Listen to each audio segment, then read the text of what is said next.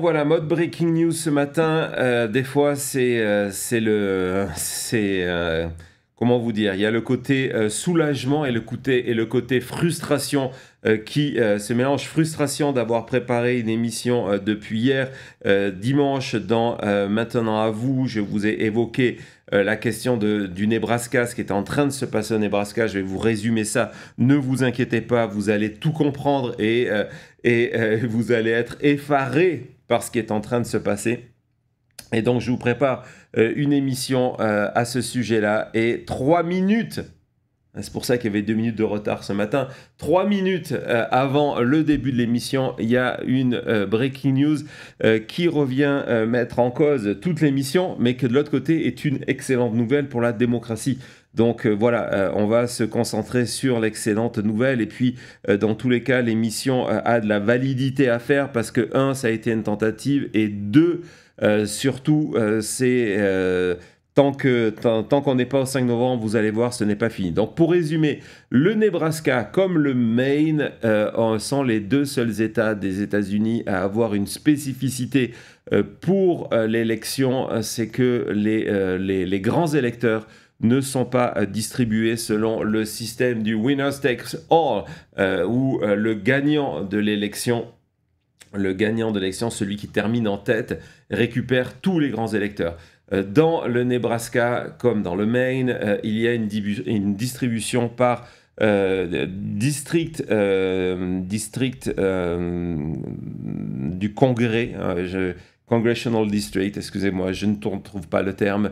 Et donc, les 5 grands électeurs du Nebraska sont distribués comme ça. Il y en a 4 donc c'est depuis 1992, c'est depuis 1992 que le Nebraska a décidé de distribuer ses grands électeurs comme ça. Et un des grands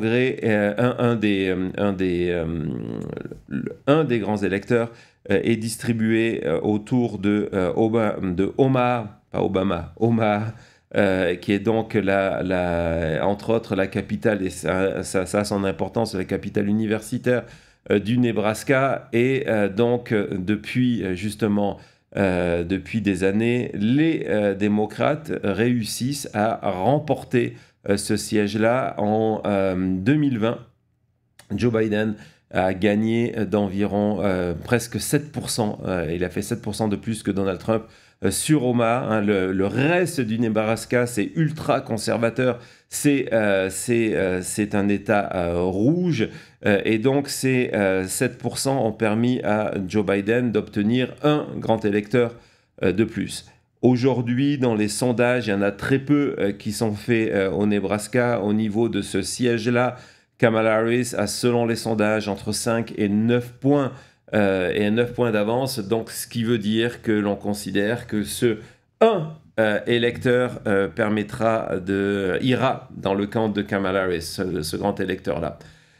Et donc, depuis des semaines, depuis des mois en fait, mais ça s'est accéléré il y a encore quelques jours, je vais vous raconter pourquoi ça s'est accéléré il y a quelques jours. C'était un coup de génie sur le papier de la campagne Trump. Cette accélération maintenant et plus en avril comme ça avait été tenté une première fois. Il y a cette poussée pour changer la loi électorale et abandonner ce système de distribution par district pour revenir à un système général comme la plupart des autres États et de dire non, les 5 grands électeurs vont dans le camp du gagnant et donc le camp de Donald Trump. Pourquoi c'est important? Parce que si le Nebraska choisit cette option-là, ça veut dire que il y aura un électeur de moins, un grand électeur de moins pour Kamala Harris. On va passer tout de suite à la carte électorale pour que vous voyez cette importance avant de vous donner cette breaking news majeure. Vous la donnez sans le concept. Sans le contexte, ça ne sert strictement à rien. Donc voilà, Thomas est en train de vous charger la fameuse carte avec les 7. Vous allez voir les 7 états clés.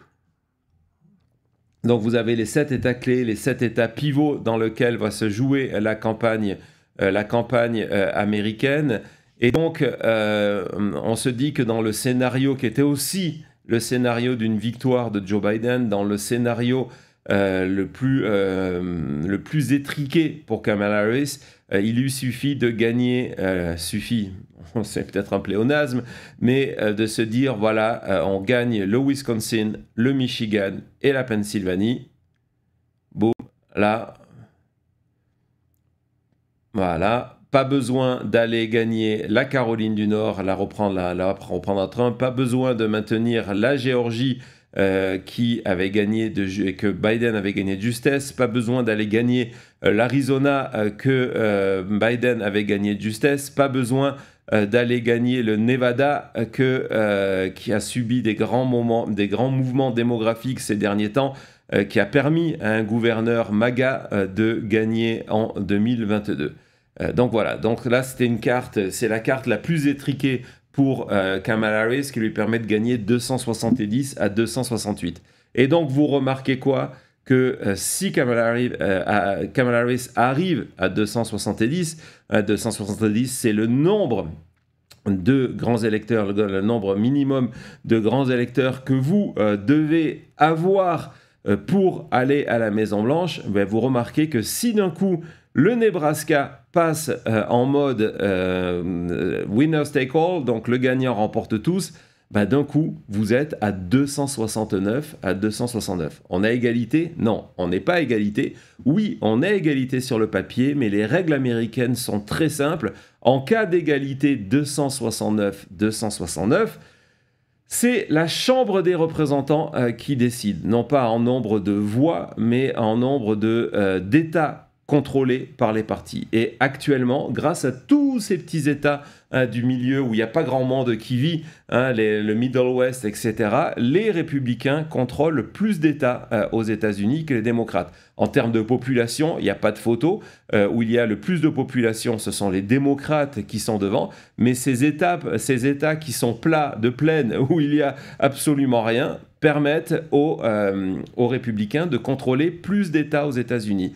Et en cas d'égalité des grands électeurs 269-269, résultat, c'est le nombre d'États contrôlés qui fait la différence. Et donc, ça serait les républicains qui auraient la majorité pour choisir le gagnant entre Kamala Harris et Donald Trump. Ils choisiraient Donald Trump et c'est comme ça qu'une situation 269-269 permettrait à Donald Trump d'arriver à la Maison-Blanche sans avoir gagné ni le vote populaire, ni le vote des grands électeurs. C'est un scénario possible. D'où cette pression depuis quelques jours sur le Nebraska pour que le Nebraska bascule sur ce système-là. On va vous raconter tout ça. Et donc, la breaking news, c'est que ces derniers jours, l'assaut des républicains sur place, des élus locaux, des élus du Sénat des États-Unis qui se sont déplacés, Lindsey Graham, de la pression de Trump qui a été au téléphone en permanence pendant ces derniers jours pour convaincre les derniers sénateurs locaux républicains qui hésitaient encore à franchir le Rubicon. Il lui en manquait plus qu'un, qui est Mike McDonnell. Mike McDonnell, qui est un ancien démocrate, je vais vous raconter pourquoi, vient de sortir juste avant l'émission un communiqué de presse pour expliquer que après avoir passé le week-end à réfléchir et à consulter, il avait décidé de ne pas voter pour ce changement de statut. Ça ne veut pas dire, donc voilà, l'info vient d'être sortie par le Nebraska Examiner, qui est un journal local. Donc ça veut dire que aujourd'hui, 23 septembre, l'option du Nebraska, et c'est une très bonne nouvelle de ce changement à la dernière minute, n'est plus sur la table.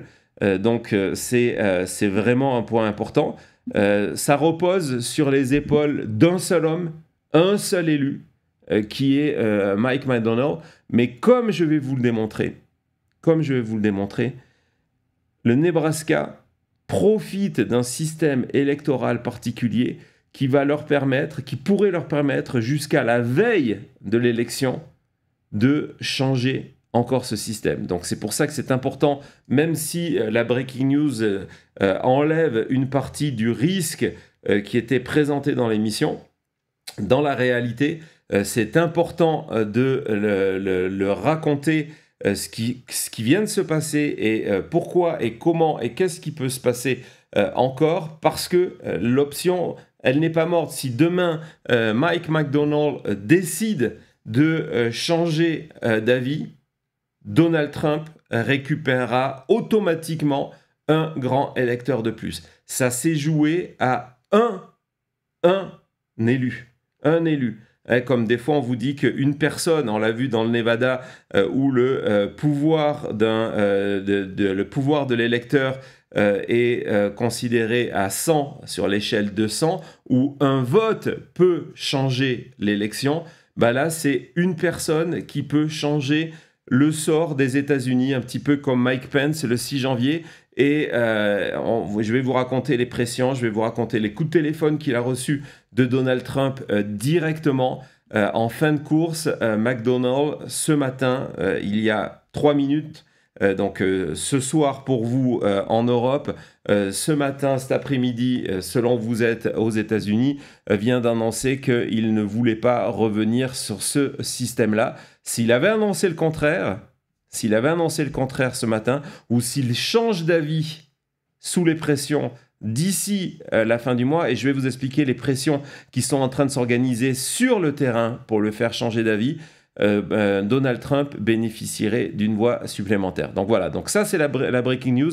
Je vais maintenant vous raconter tout ça tout de suite après une petite pause.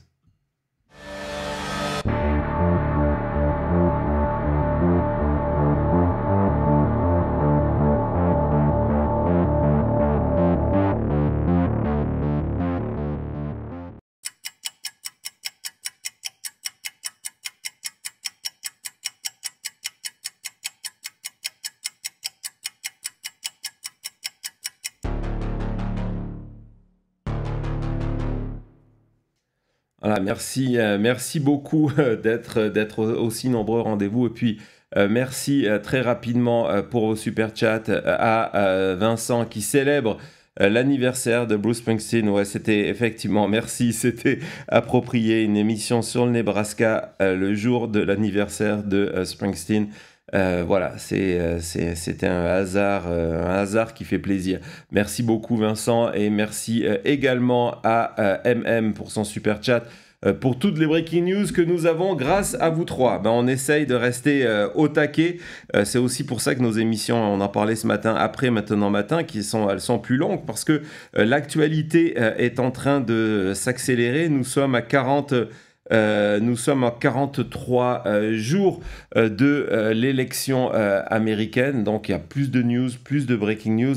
Et d'ailleurs, on n'en parlera pas maintenant, mais on vous prépare une surprise à ce sujet-là, sur justement toute cette accélération des nouvelles. Mais en tout cas, merci. Donc on va retourner au Nebraska. Vous avez les enjeux en tête. Les enjeux sont ce grand électeur qui est promis aux démocrates, comme il y en a un républicain qui est promis dans le Maine.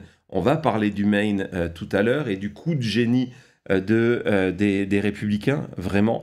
Et donc cette campagne de pression ces derniers jours de la part de Trump et de son entourage pour amener les républicains du Nebraska à décider d'annuler à quelques semaines, 43 jours de l'élection, à revenir sur ce système-là et donner un grand électeur supplémentaire à Donald Trump. La semaine dernière, il y avait un vote au Sénat. Je vous parle du Sénat des États-Unis, donc à Washington. Et parmi les absents de ce vote-là, il y avait Lindsey Graham. Lindsey Graham, c'est cet élu de Caroline du Sud qui est devenu, après avoir été un opposant de Trump en 2016, et qui est devenu un petit peu son homme à tout faire. On se souvient qu'en 2020, avant que Trump appelle lui-même en Géorgie pour demander qu'on lui trouve les 11 870 électeurs votes qui lui manquaient, c'est Lindsey Graham qui était en charge de ce dossier et qui utilisant sa fonction de sénateur, avait mis la pression sur les bureaux de vote, sur le Secretary of State, donc l'organisme en charge de l'élection et surtout de la certification des résultats en Géorgie, en leur expliquant que non, très certainement, il devait y avoir de la fraude électorale et qu'on ne pouvait pas certifier la victoire de Joe Biden. Et donc, Graham n'était pas à Washington, et parce que Graham était à Omaha la semaine dernière, dans le Nebraska. Sincèrement, si vous connaissez le Nebraska ou pas, c'est pas forcément un lieu très sympa pour les vacances. Et donc, évidemment, il n'était pas en vacances, il était pour organiser une réunion pour tenter de faire craquer les 3 derniers élus républicains, dont Mike McDonnell, qui était réticent à l'idée de changer ce système de vote.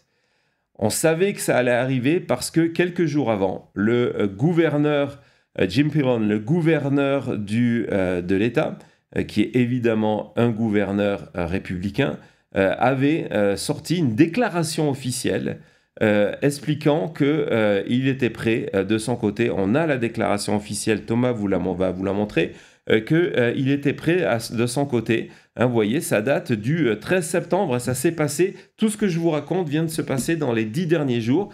Donc le 13 septembre, officiellement, il expliquait que s'il y avait des votes, lui était convaincu était convaincu de la nécessité de changer ce système, il était complètement pour, et que donc s'il y avait suffisamment, il en faut 33, s'il y avait 33 élus républicains qui étaient prêts et qui désiraient changer la loi à la dernière minute, il aurait décrété une session spéciale, special session, pour valider ce vote-là, et il aurait immédiatement signé la loi. Il aurait donc suivi ses prérogatives en tant de gouverneur. Il a le droit de créer, d'appeler à une session spéciale et de signer une loi en urgence dans la même journée, s'il y a les votes, de signer l'urgence. Et donc, ce message du gouverneur,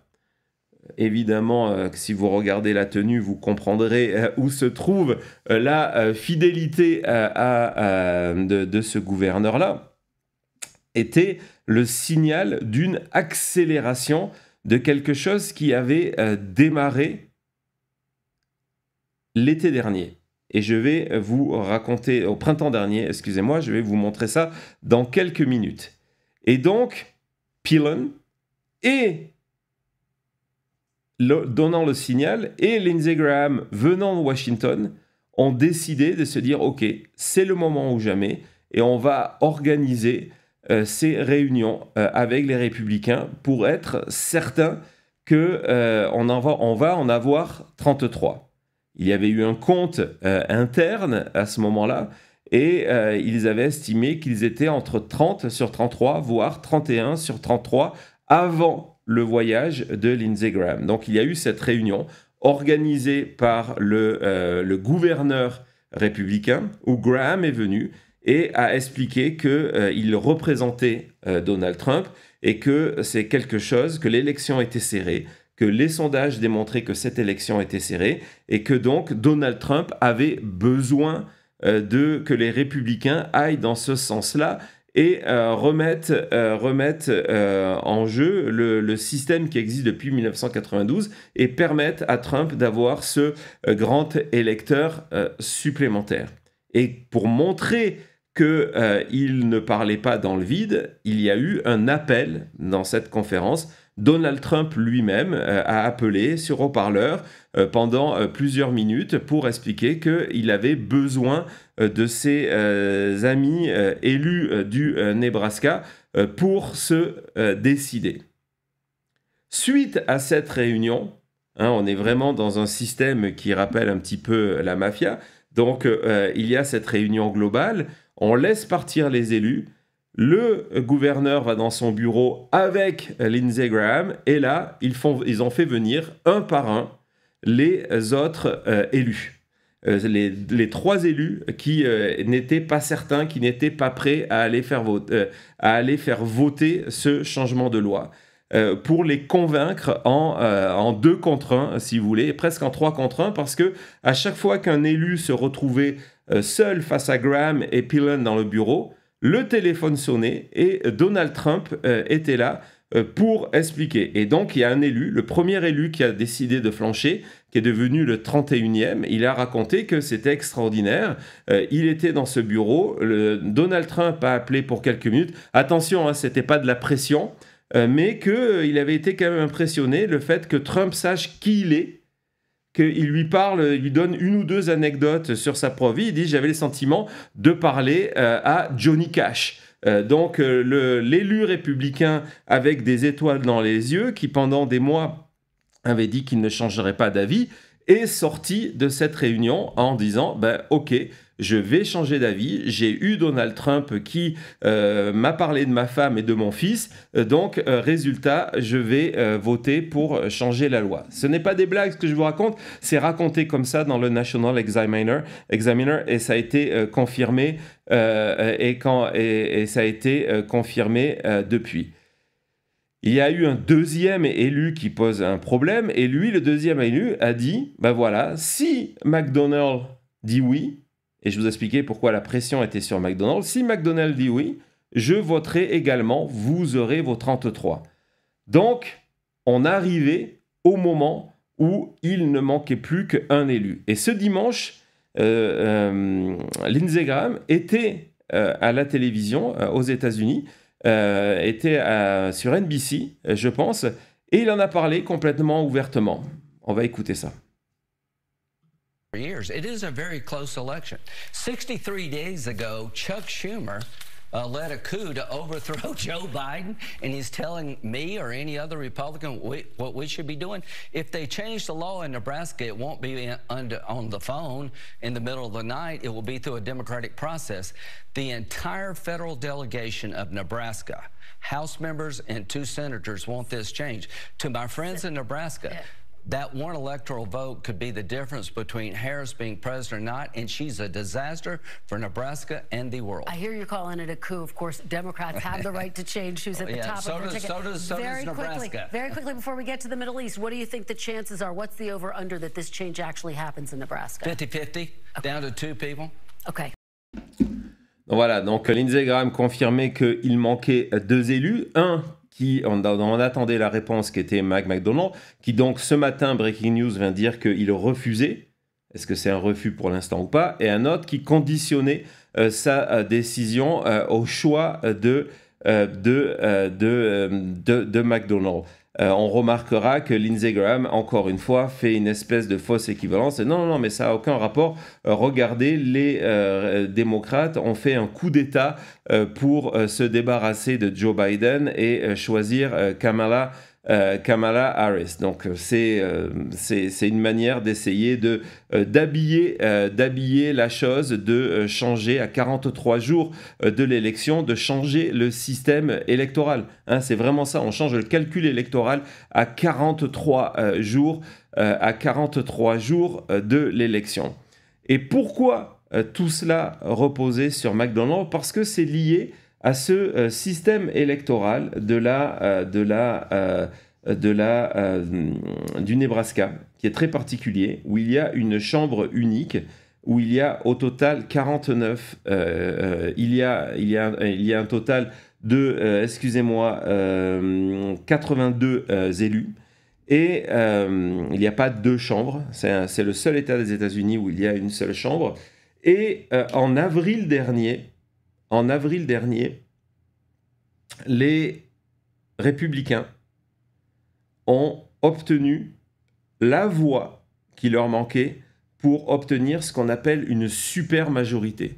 La supermajorité, ça veut dire qu'il y a suffisamment d'élus dans un camp pour avoir les 2 tiers des élus et donc empêcher toute procédure d'obstruction parlementaire. Ce qui veut dire que lorsque les républicains dans le Nebraska décident de mettre en avant une loi, le fameux processus démocratique que met Lindsey Graham en avant, il n'y a pas de discussion parce qu'ils ont une super majorité. Et cette super majorité, elle est née parce qu'un homme, un démocrate, a décidé de changer de parti. Et cet homme, c'est Mike McDonnell. Mike McDonnell, qui est donc central aujourd'hui.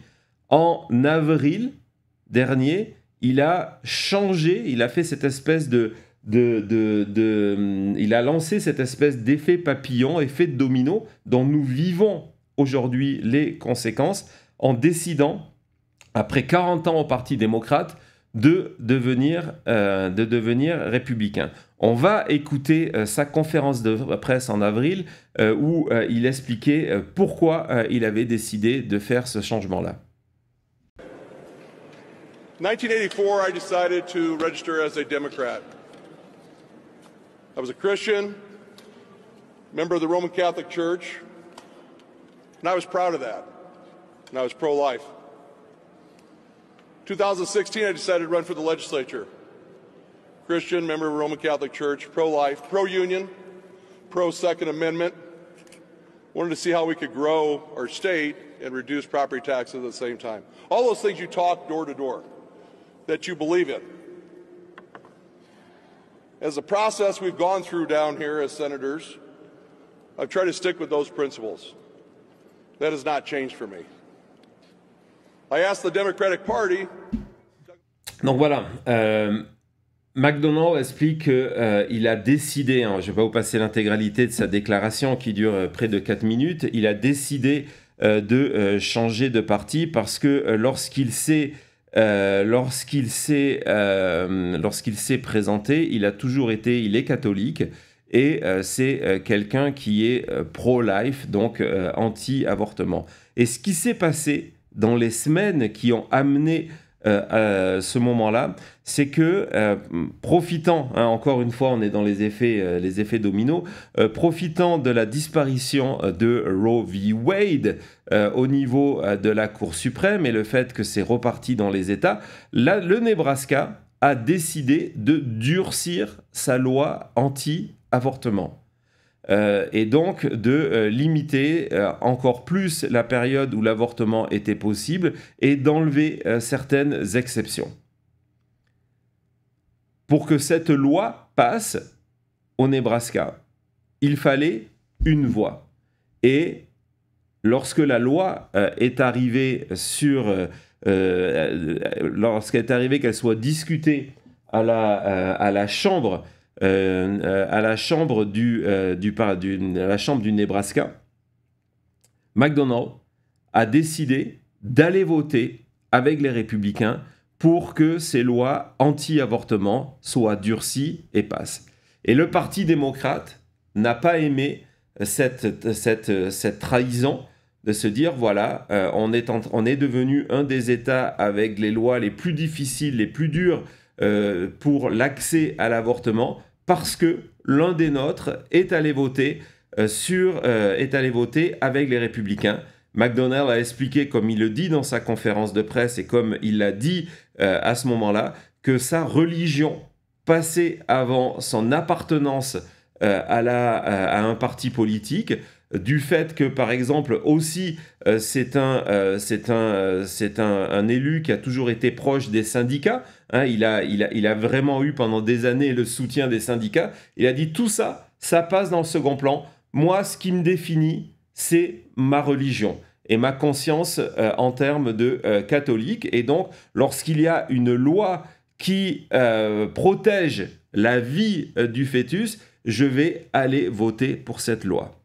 Et donc, le Parti démocrate, c'est le Parti démocrate du Nebraska, c'est inscrit en faux avec ce choix de McDonnell et l'a même puni. Et c'est cette punition qui a fait que McDonnell a décidé de devenir républicain au mois d'avril dernier. Hein, vous voyez comment ces effets dominos arrivent qu'au mois d'avril, les républicains se rendent compte que d'un coup, avec le passage de McDonnell du camp démocrate au camp républicain, ils ont la super majorité. Et que donc, ils peuvent changer n'importe quelle loi de l'État du Nebraska sans qu'il y ait une opposition et en ayant le nombre de voix supplémentaires, qui est juste une espèce de, comme l'a dit d'ailleurs le gouverneur de l'État, qu'il y ait une session spéciale pour valider un vote, même plus de discussion, il n'y en a plus besoin, qui est donc cette validation d'une proposition de loi, et lui la signe immédiatement. Et donc, en avril, il y a pour la première fois un effort mené pour changer la situation la situation au Nebraska au niveau de ses grands électeurs. Et cet effort est mené par deux hommes, Charlie Kirk, dont je vous ai souvent parlé, hein, qui est le responsable de Turning Point USA, donc qui fait toutes ces manœuvres, c'est Turning Point qui est à l'origine, entre autres, des premières rumeurs volontairement fausses, on le savait, et qui ont été volontairement propagées sur les Haïtiens, les chats et les chiens. C'est le même personnage avec Steve Bannon qui vont être à l'origine, on va écouter ça, qui vont être à l'origine de cette première campagne au mois d'avril. They're in meltdown now because of your being on offense. What's going on? What do we need to do to assist you, sir?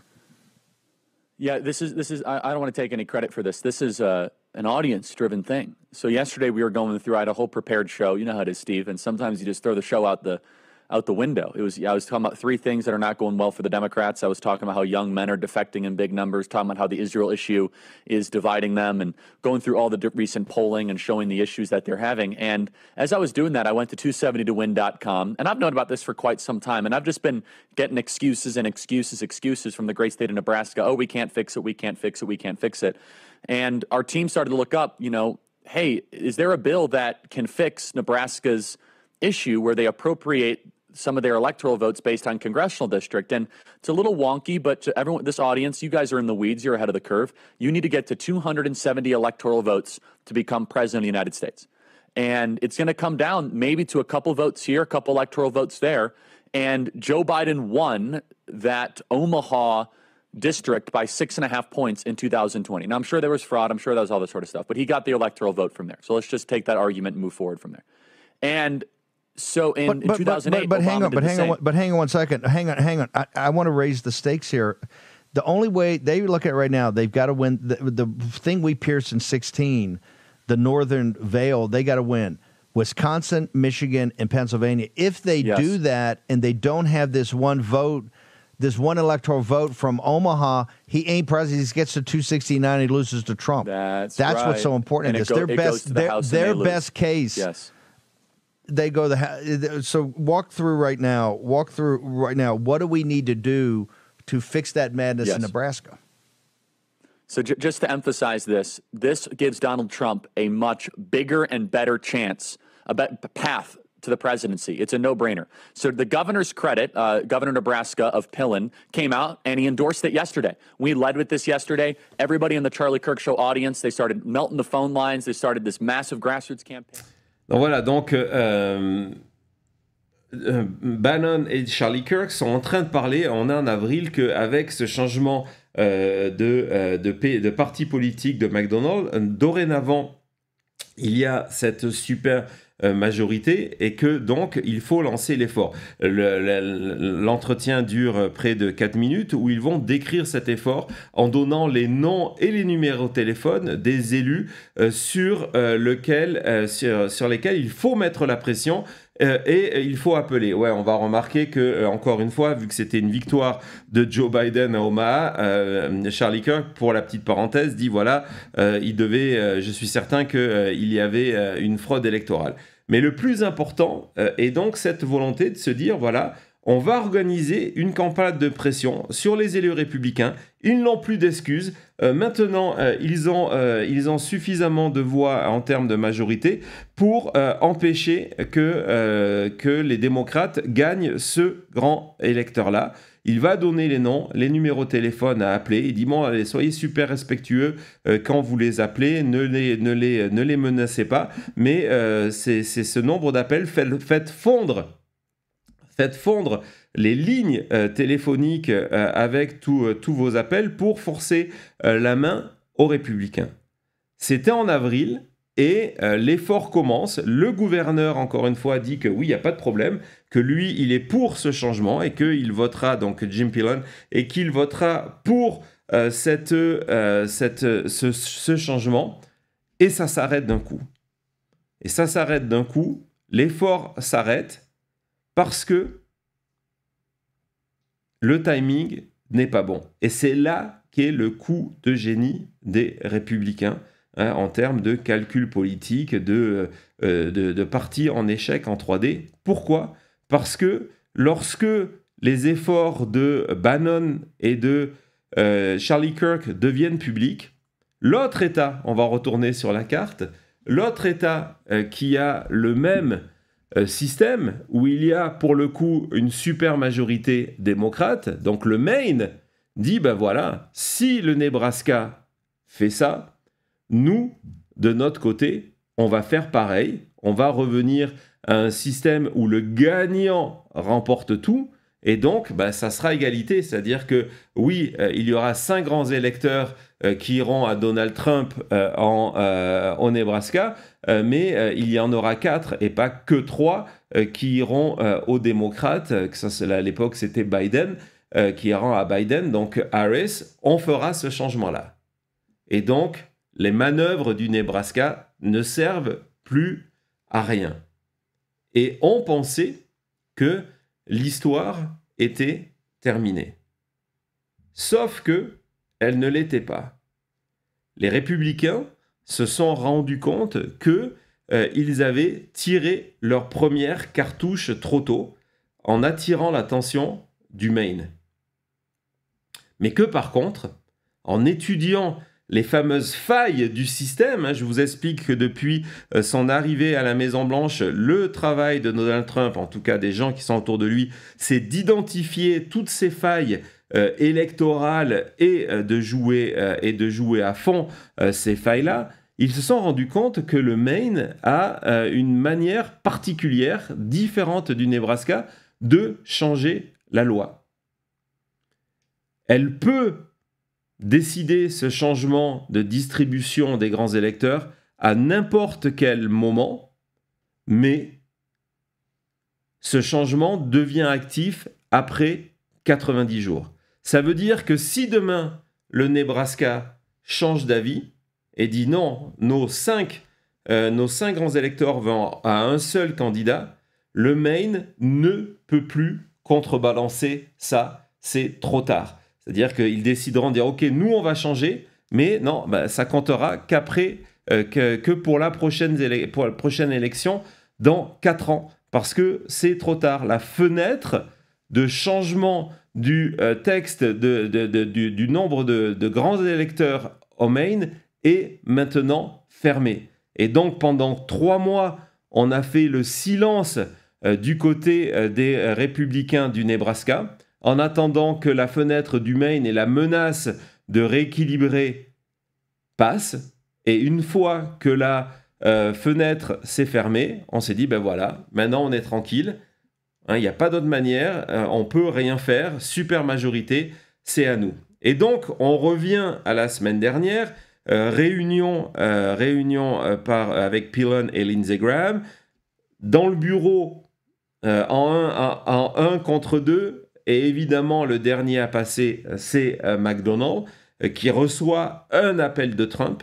Donc, vous imaginez la scène, il est dans le bureau, seul, face à lui, Lindsey Graham et Pillen, et au haut-parleur, Donald Trump, qui lui explique qu'il faut changer d'avis, et que si lui change d'avis, bah, le Nebraska offre un grand électeur de plus à Donald Trump et on vous a montré la carte. Et donc, à ce moment-là, lorsque on allait voir au niveau de la presse locale, après ce meeting-là, du côté républicain, soudain, on était redevenu très confiant.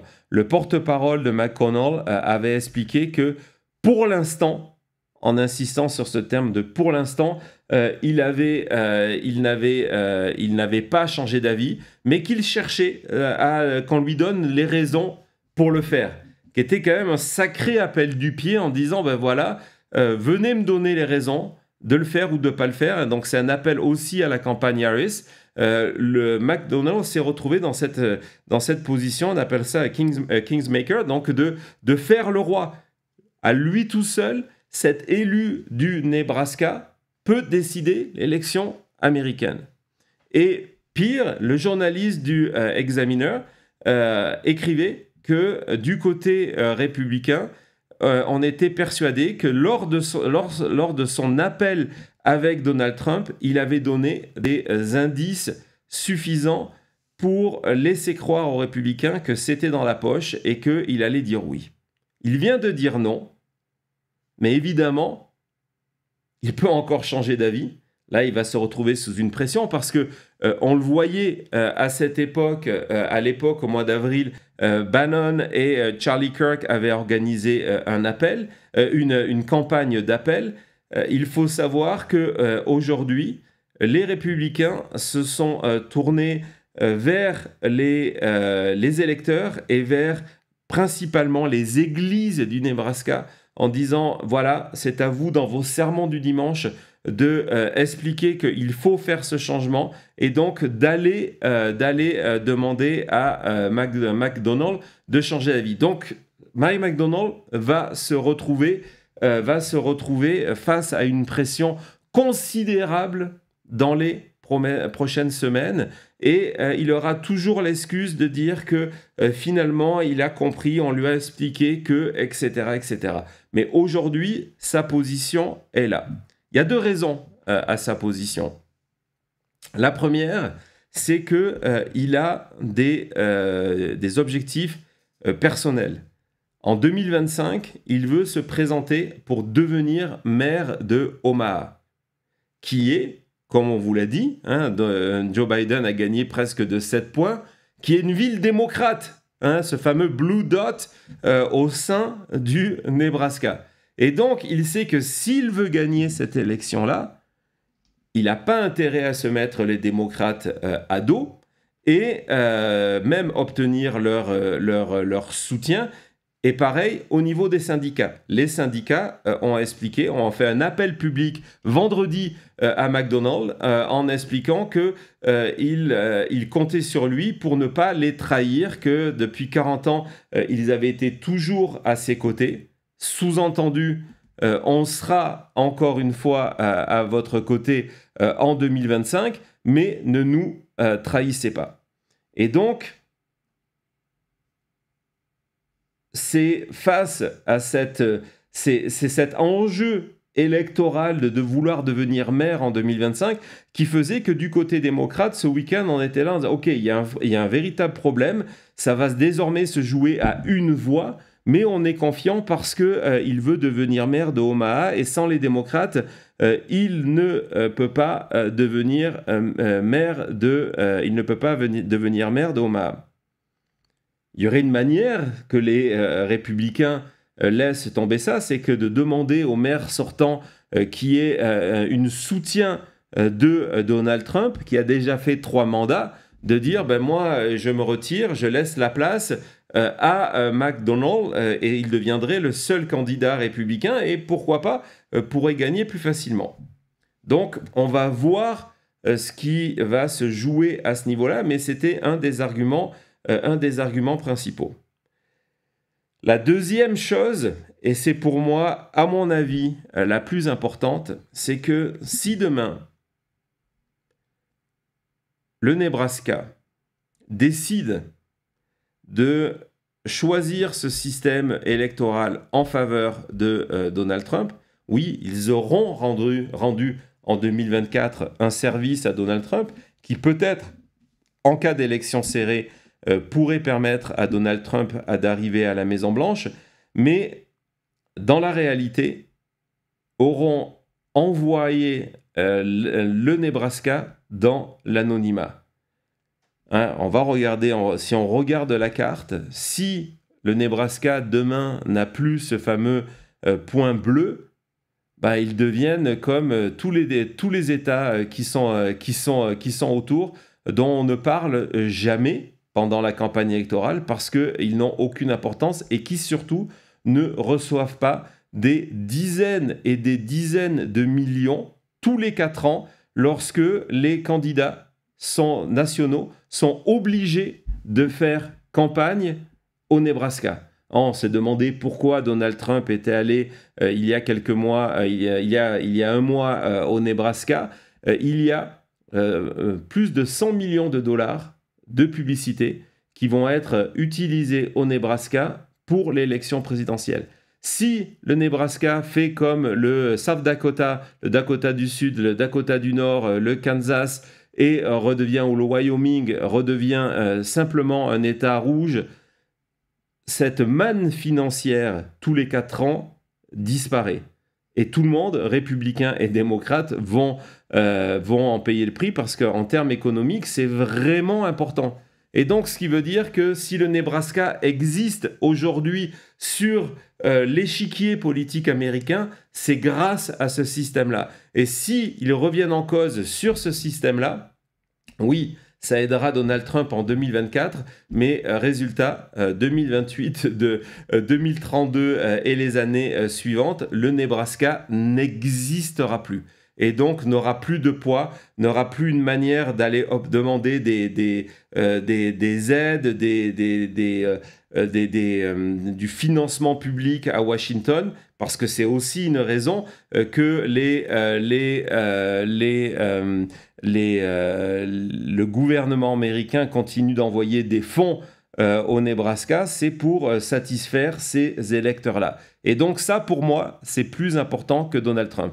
Et c'est pour moi la raison principale pour laquelle il faut être confiant sur ce sujet-là, mais on va continuer évidemment à le surveiller. Comme je vous ai expliqué, il suffirait que la veille ou l'avant-veille de l'élection, McDonald's change d'avis pour que les républicains du Nebraska offrent à Donald Trump son joker pour arriver à la Maison-Blanche. Voilà.